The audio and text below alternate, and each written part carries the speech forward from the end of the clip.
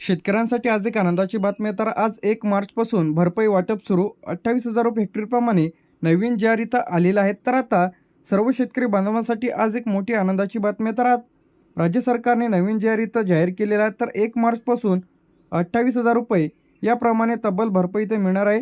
कोणाला याचा फायदा मिळणार आहे, कोणत्या जिल्ह्यात जास्त फायदा होणार आहे, तर कोणकोणते कागदपत्र लागतील ज्यांना कोणाला पैसे आले नसतील तर आता राज्य शासनाने नैसर्गिक आपत्ती, अवकाळी पाऊस, गारपीट, पूरग्रस्त शेतकरी नवीन जी आर जाहीर केलेला आहे. 1 मार्च 2026 पासून प्रत्येक लाभार्थ्यांना इथं पैसे खात्यामध्ये इथं जमा होईल. ज्यांचे पंचनामे पूर्ण झालेले आहेत तर अशांना पहिला टप्पा इथं DBTच्या माध्यमातून जमा केले जाणार आहे. तर आता कोणत्या लाभार्थ्यांना लाभ इथं मिळणार आहे? सर्वप्रथम या जिल्ह्यांमध्ये अमरावती, अकोला, यवतमाळ, बुलढाणा, वर्धा, नागपूर, नांदेड, परभणी, हिंगोली, जालना, लातूर, त्याचप्रमाणे उस्मानाबाद. तर हे जे काही जिल्हे आहेत तर या जिल्ह्यांमध्ये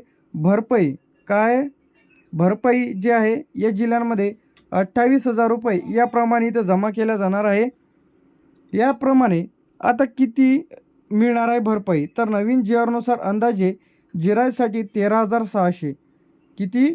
13,600 जिरायतसाठी. याचप्रमाणे बागायती जमीनदारासाठी 27 ते 28,000 पर्यंत प्रति हेक्टरी इथं मिळणार आहे. तर यामध्ये हे तुमच्या पिकावर डिपेंड करेल. त्याचप्रमाणे तुमचं जे काही झालेली नुकसान भरपाई आहे त्यावरती डिपेंड करेल. कोणाला मिळणार आहे? ज्यांचे नुकसान पंचनामे यादीत नोंदवलेले आहे. तर आता पंचनाम्याच्या यादीमध्ये तुमचं नाव आहे की नाही चेक करा. ज्यांच्या शेतामधील पंचनामे झालेले आहेत तर अशांनाच 1 मार्चपासून पैसे इथं भरपाईचे मिळणार आहे. सातबारामध्ये पिकाची नोंद केलेली आहे, आधार लिंक आहे.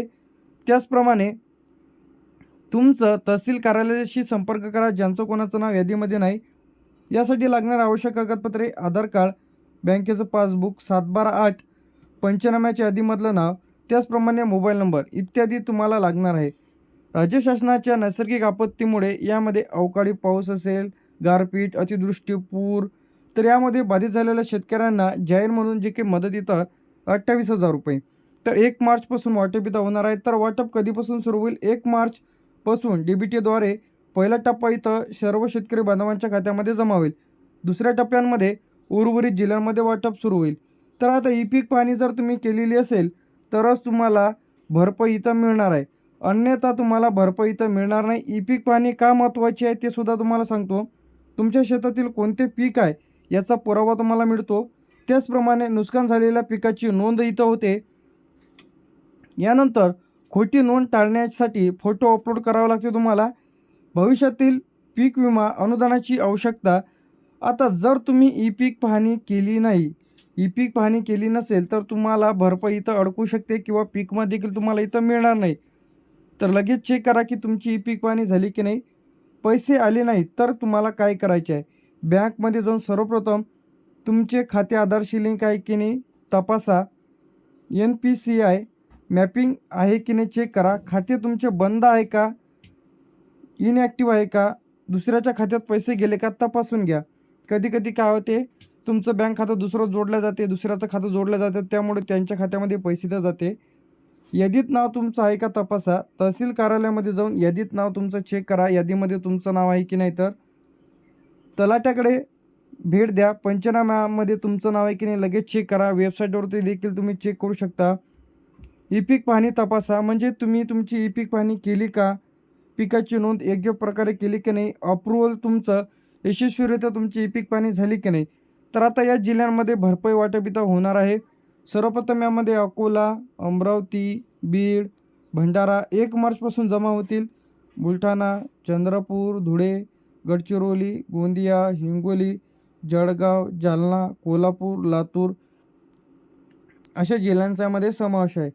यानंतर इथं आपलं नागपूर, नांदेड, नंदुरबार, नाशिक, पालघर, परभणी, पुणे, रायगड, रत्नागिरी, सांगली, सातारा, सिंधुदुर्ग, सोलापूर तर अशा जिल्ह्यांचा यामध्ये समावेश आहे. यानंतर ठाणे, वर्धा, वाशिम, यवतमाळ. आता तक्रार कशी करायची आहे? आता ज्यांना कोणाला भरपाई मिळालेली नसेल तर अशांनी तक्रार कशी करायची आहे? सर्वप्रथम तहसील कार्यालयामध्ये जाऊन लेखी अर्ज द्यायचा आहे तुम्हाला. त्यासोबत तुम्हाला आधार कार्ड, 7/12/8 बँकेचं पासबुक, पंचनामे झाले जर असतील तर त्याची कॉपी तुम्हाला द्यायची आहे. तर तुम्हाला असं दिसेल तहसील कार्यालय. सर्वप्रथम यामध्ये तहसील कार्यालय तुमचं ज्या ठिकाणी आहे, तुमचा तालुका इथं येईल, तालुक्याचं नाव टाका, इथं जिल्ह्याचं नाव टाका. नैसर्गिक आपत्तीमुळे भरपाई रक्कम मिळाली नसल्याबाबत हा जो अर्ज आहे इथं आपण सादर करत आहे. यानंतर तुमच्या अर्जदाराचे संपूर्ण नाव, राहणार, तालुका, जिल्हा, यानंतर तुमचं नाव इथे येईल, सर्वे नंबर येईल, त्याचप्रमाणे गट क्रमांक 7-12 उतार म्हणजे 8 वरचं जे काही 8 वरचं टाकायचं आहे. पंचनामा क्रमांक, आता जे काही तुमच्या शेतामधील पंचनामे झालेले आहे, ज्यांचे कोणाचे झाले नसेल तर त्यांनी लगेच तलाठी कार्यालयाशी संपर्क करा. त्यानंतर इथं आधार क्रमांक, खाते क्रमांक, मोबाईल नंबर, यानंतर आपली जे काही साईन आहे, साईन करायची आहे, सिग्नेचर, नाव टाका, आजची दिनांक टाका आणि तो अर्ज तिथं सबमिट करायचा आहे.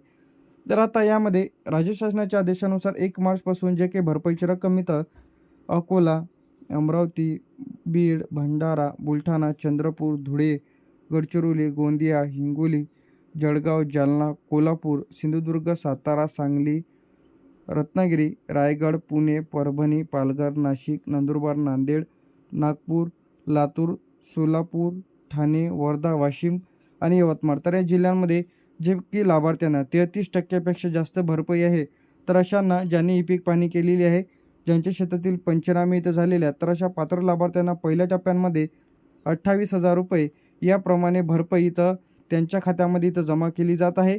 तर लगेच तुम्ही तुमचं खातं तपासा की 1 मार्चपासून तुमच्यासुद्धा खात्यामध्ये इथं पैसे जे काही भरपाईचे आहे ते इथं येणार आहे. तर लगेच तुम्ही तुमचं खातं तपासा.